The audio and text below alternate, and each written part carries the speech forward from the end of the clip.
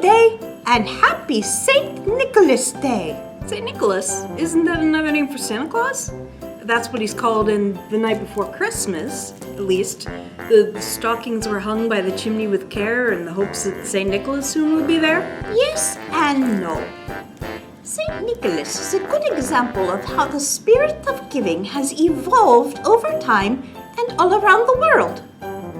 You see, St. Nicholas, before he was a saint, was the Bishop of Myra, a Greek town in what is now Turkey, in the 3rd century CE, about 1700 years ago. He was well known for being kind and generous, and people told stories about his kindness, stories that got more and more amazing over time. Now, no one's really sure which stories were true and which were just made up. That's what we call a legendary figure. It doesn't really matter now which stories about St. Nicholas were true, only that we remember him as extraordinarily generous. Here is a book that tells what we know about St. Nicholas and how his legend spread. It's called The Legend of St. Nicholas. It's by Anselm Gru, who is German, and this was originally written in German and translated into English. You'll soon find out why. It was illustrated by Giuliano Ferri. Many hundreds of years ago, a devout and virtuous husband and wife lived in the city of Patara. For a long time they'd wanted to have children, so they prayed to God and asked him to send them a child. Finally, God gave them a son, and they named him Nicholas, which means victory of the people. Even when he was a little boy, Nicholas liked to help people who were in need. He prayed to God and listened to the priest's sermons in church. When Nicholas grew up, he decided to become a priest himself.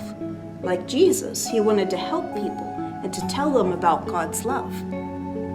Sadly, not long after Nicholas had become a priest, his parents died.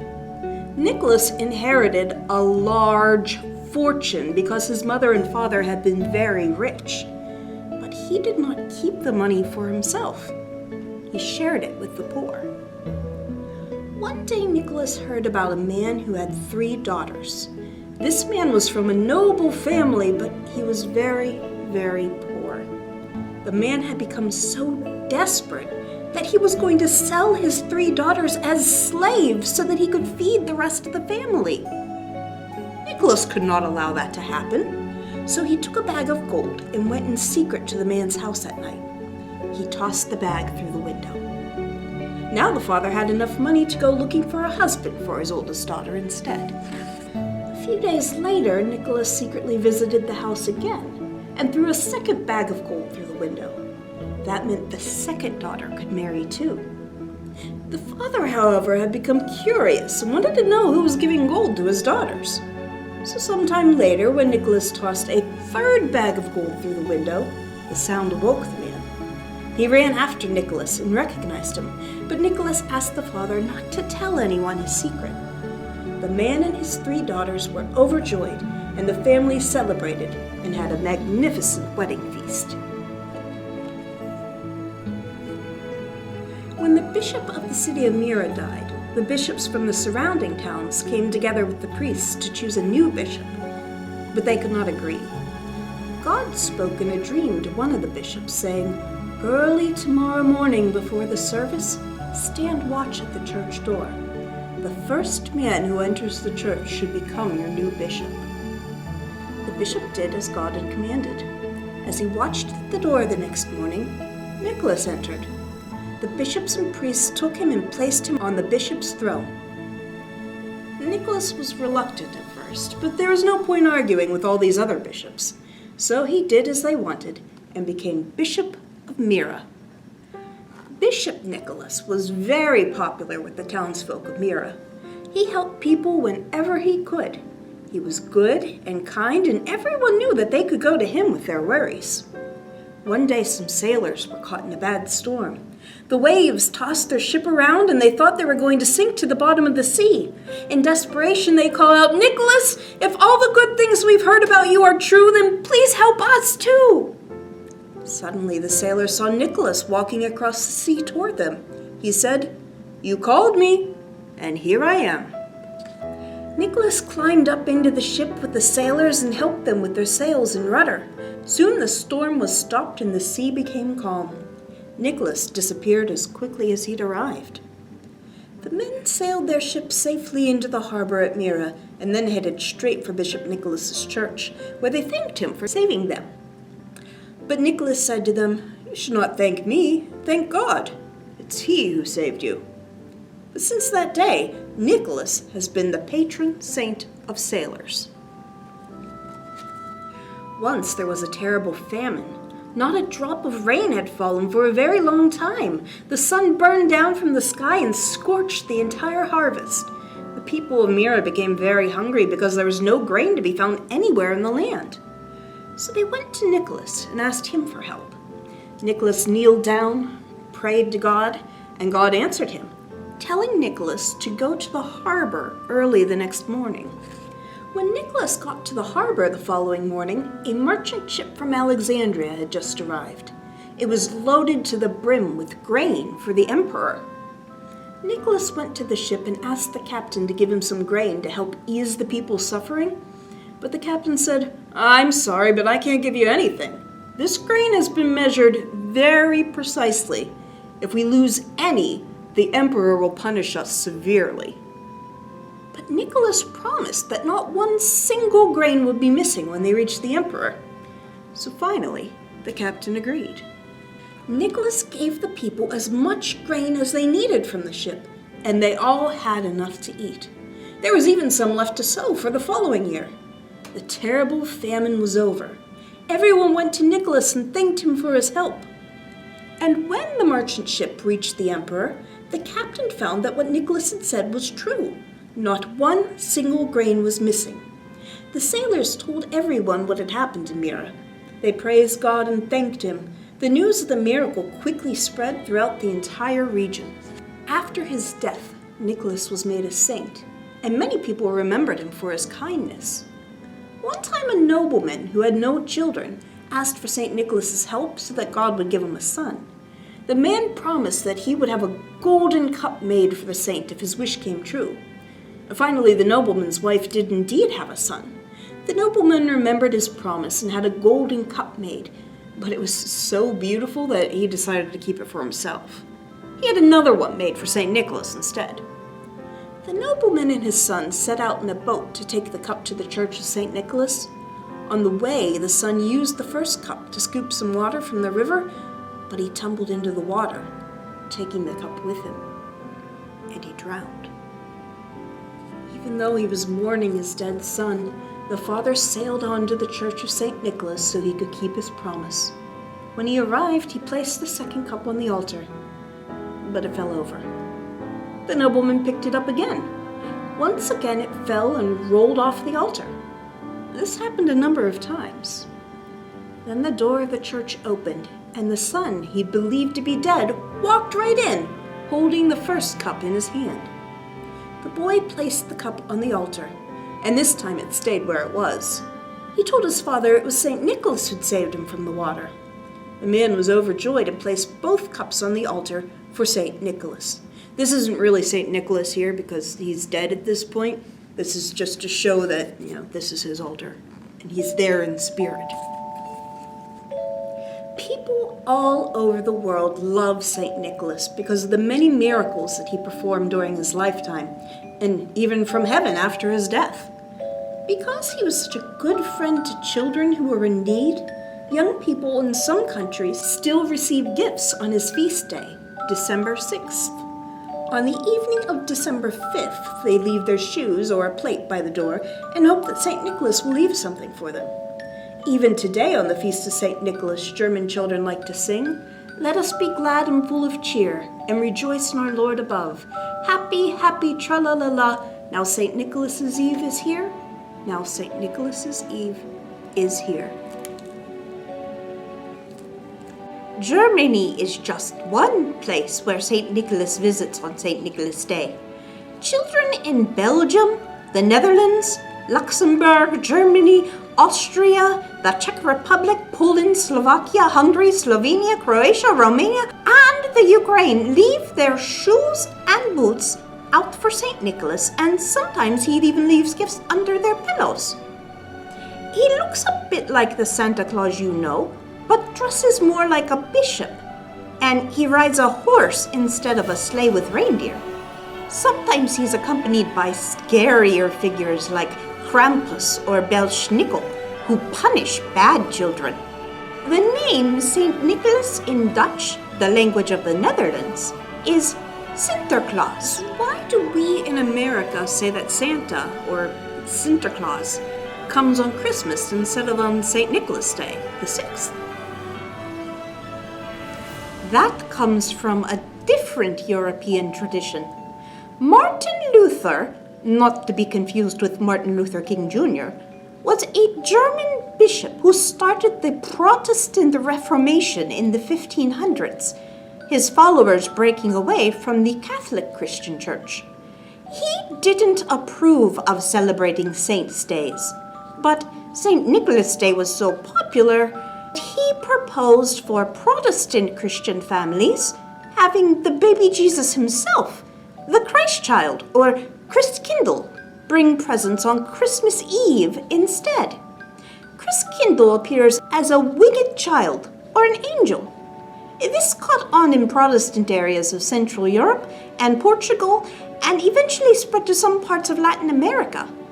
Today, many children still receive gifts from the Christ child on Christmas.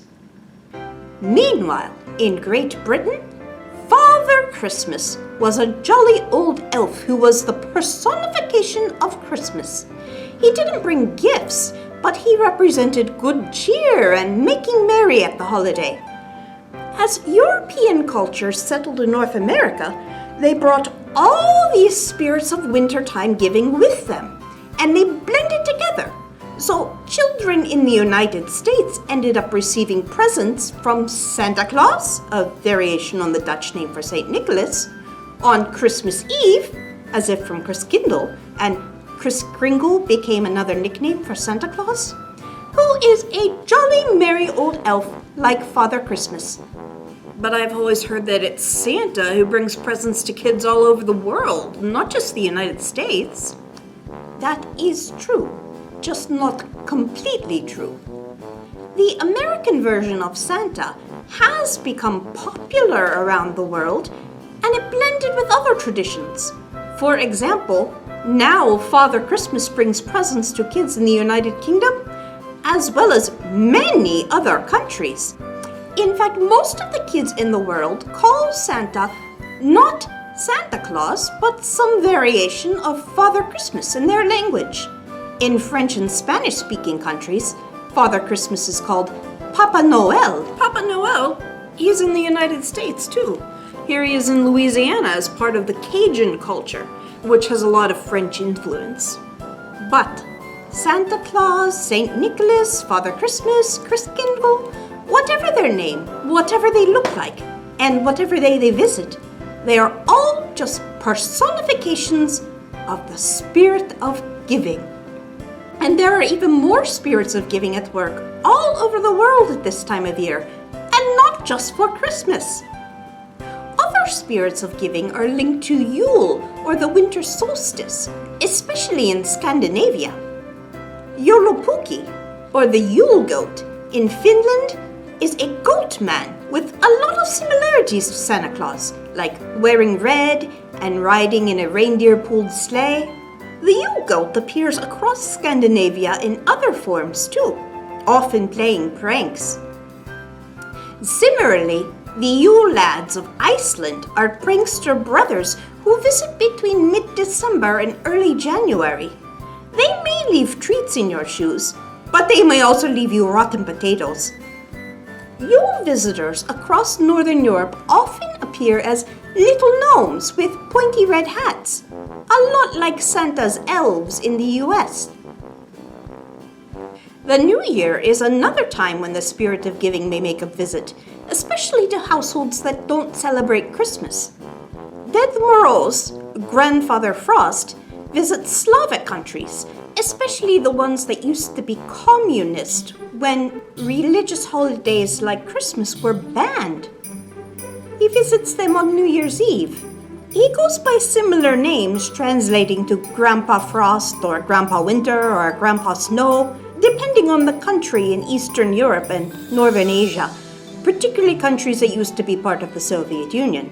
But life in the Soviet Union was tough, and a lot of people in those countries went right back to waiting for St. Nicholas instead, as soon as religion was legal again.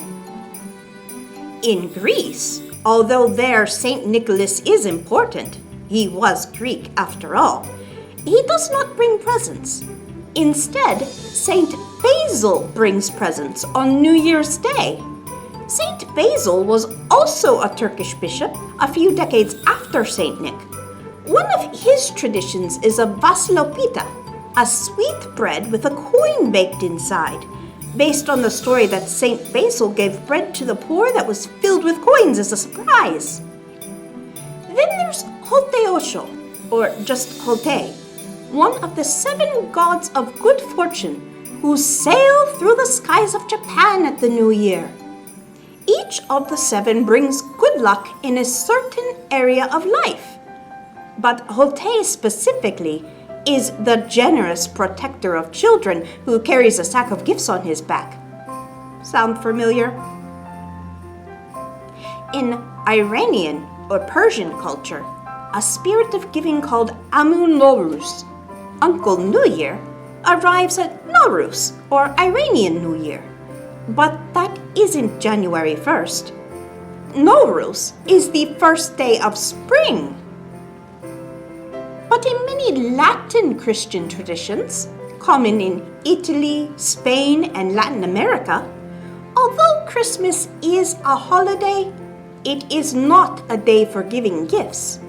Instead, families give gifts on Epiphany, or Three Kings Day, 12 days after Christmas. Often the 3 kings themselves, sometimes called the Magi or wise men who brought gifts to the baby Jesus in the Bible, bring gifts to today's children. In Italy, though, another spirit of giving joined the 3 kings, Befana. The Legend, Another Legend, of Old Befana by Tomie de Paola. Tomie de Paola was a very famous author-illustrator. You may recognize the style of his work if you've ever read Strigonona, which is one of my favorites, about a never-ending pot of spaghetti. But Tomie de Paola was Italian-American.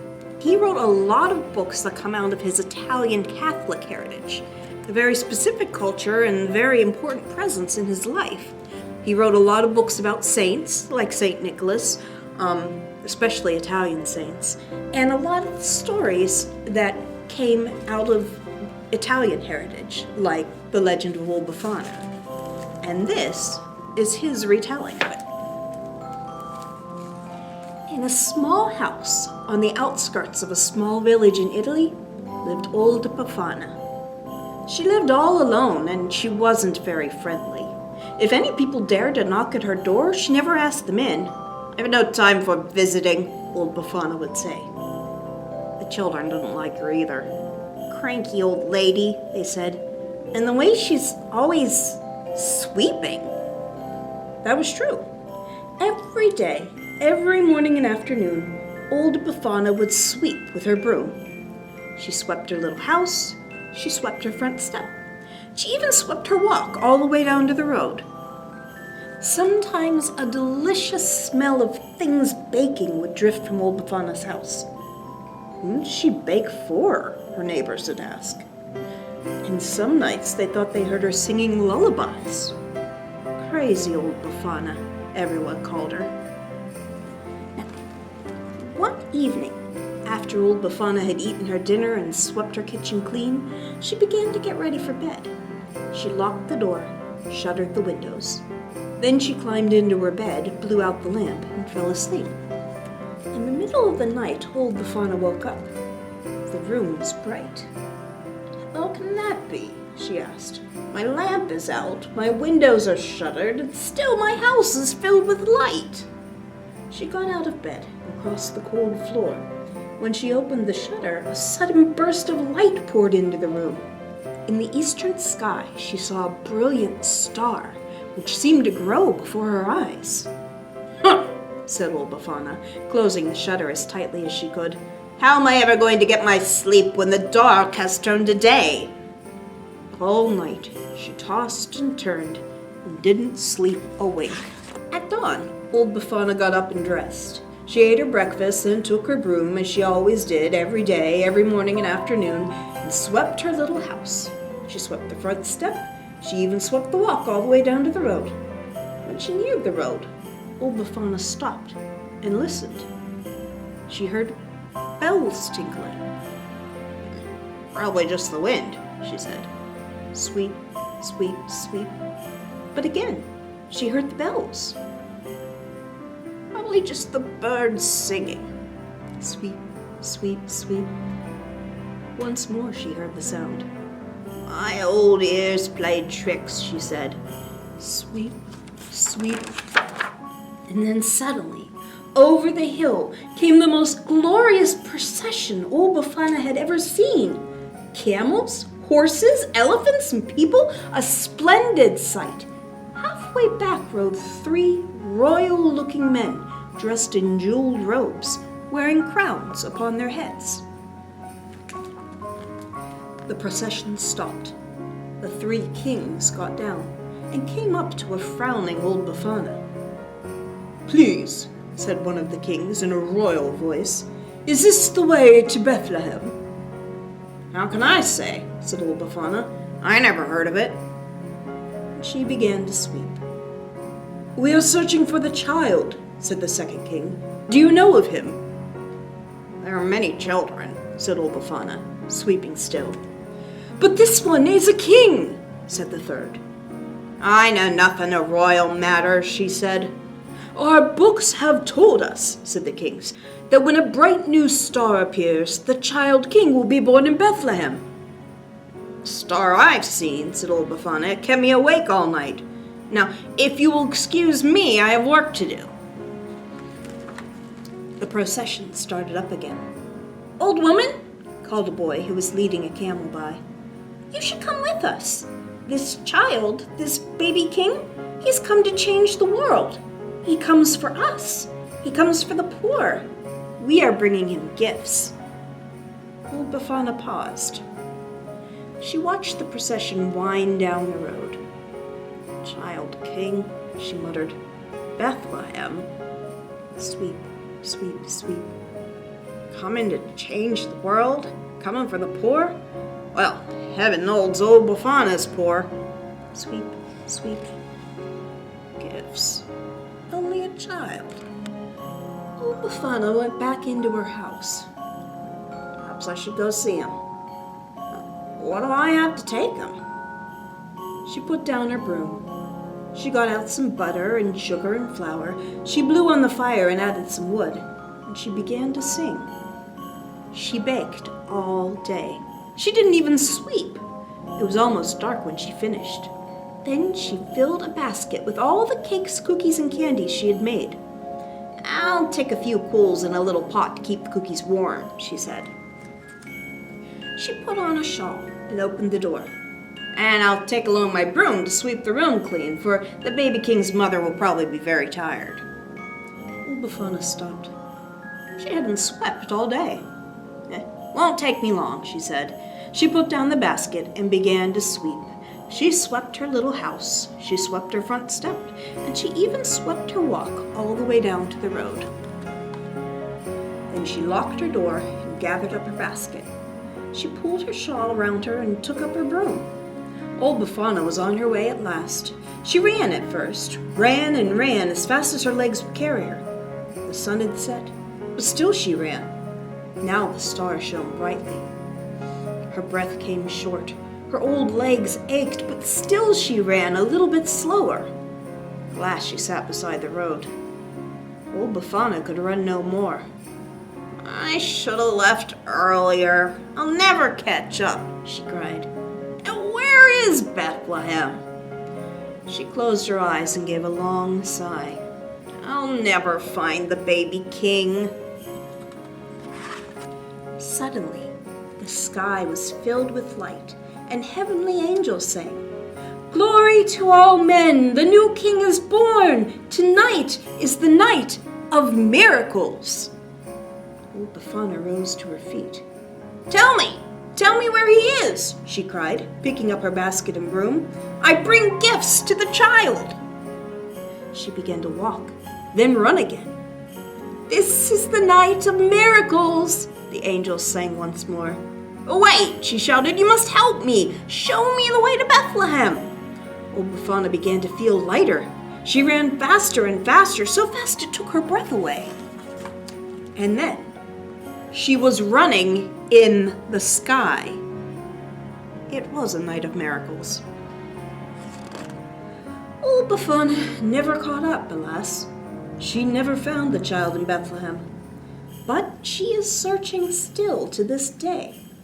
Every year on the Feast of the Three Kings, January the 6th, Old Befana runs across the sky. She visits all the children while they sleep and leaves them gifts from her basket.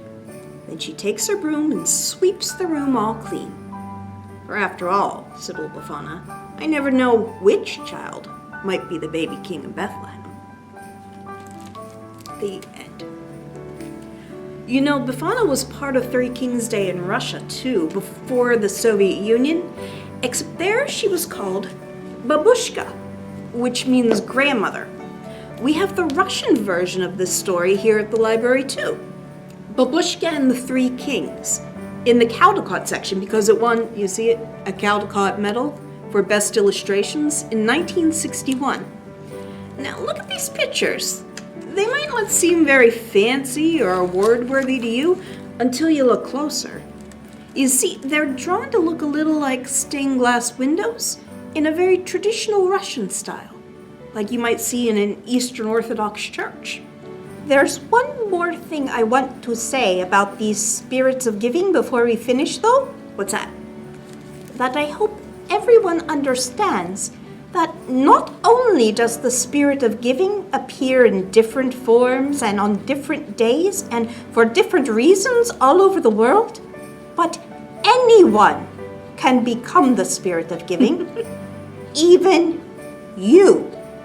In many of these traditions from around the world, it's children who join in dressing up as St. Nicholas or St. Lucy or Christkindl or Santa's helpers or gnomes or angels to collect money and gifts for those less fortunate and sometimes to deliver them.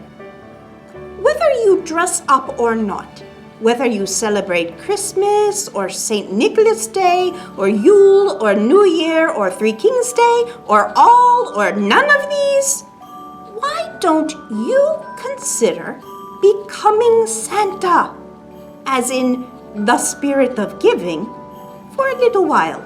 I happen to personally know the Mrs. Claus who will be visiting the library later this month. But seriously, see what you can do to help your neighbors, family, and friends.